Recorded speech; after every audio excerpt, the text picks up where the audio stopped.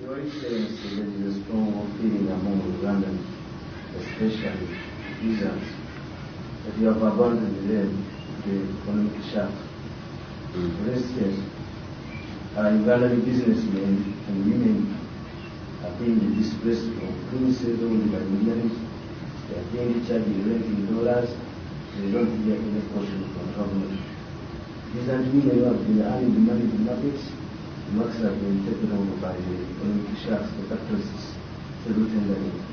They don't hear anything from you who in 1986 said that you were the president of the whole. It is this frustration that is forcing some of our youth to these guerrilla activities. So people are wondering what happened to the president of the whole. Expose them to. First of all, political science.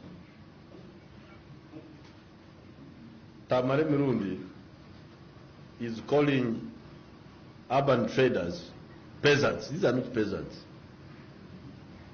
Let's first of all settle that. These are not peasants. These are traders. You can call them traders, you can call them urban low-income traders, but they are not peasants.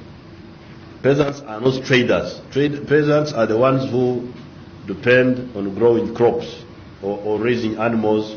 These are the peasants. That's number one. Number two, I need to study I have some study, but it's not complete. What I know is that during the decline of the economy in the 1970s under Amin and Obote, one of the adverse effects was the informalization of the economy. The economy became completely informal. The formal sectors broke down. They were replaced by the informal sectors. You know, the cutway fabrications, you know, because the imports were not there. Then the Magendo people who were selling from Dubai. You go to Dubai, you bring things in a briefcase, you sell them, you go back. Now, as the economy becomes formalized, I wouldn't be surprised if such people are being squeezed out of the economy. But this is good for the economy. It's not bad for the economy. Not necessarily bad, unless you show me how bad it is. Maybe I will invite you and we'll talk about it. For instance, if a big importer, instead of bringing things in a briefcase from Dubai, if he imports a whole ship, things would be much cheaper. He will be able to sell more cheaply than this one who is going to Dubai, you know, bring things in a briefcase and then go back. You must understand that. This is not bad for the economy. Because this fellow will import a whole container. Or, I don't know how they do it, but what I know is the principle. Importing in small quantities as opposed to importing on a big scale. Now, you think that is bad for the economy? You'll have to come and show me how bad it is. Then you come to the rents. The rents, because what you are talking about is a very dangerous principle. You seem to say that the government should intervene and put rent control. Should order the Indians and say, now you must not charge more than so much. Now that's very dangerous. The implications of that are very dangerous. By not controlling the rent, that's how Kampala has been built up like this.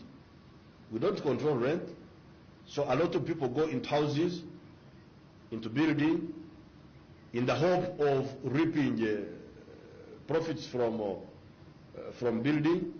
As a consequence, a lot of houses are built, and eventually the rent goes down by market forces rather than by government control. You remember Tamale Mirundi, what happened to transport? You remember transport, passenger transport. We never intervened. We allowed the UTC to die. UTC to die, People's Bus of Jinja to die. Now, what is the situation of transport now in Uganda? It is excellent. How about cargo transport, the lorries? You remember 1986? Ooh, transport was very, very difficult. But what is the situation now? When you have a lorry, you may park it at the car park and you don't have anybody to hire it. Is that not the situation now? Eh?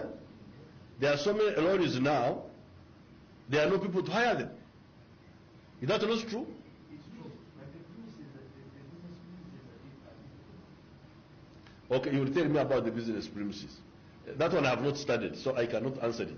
But in principle, the liberalization, I have given you the example of passenger transport.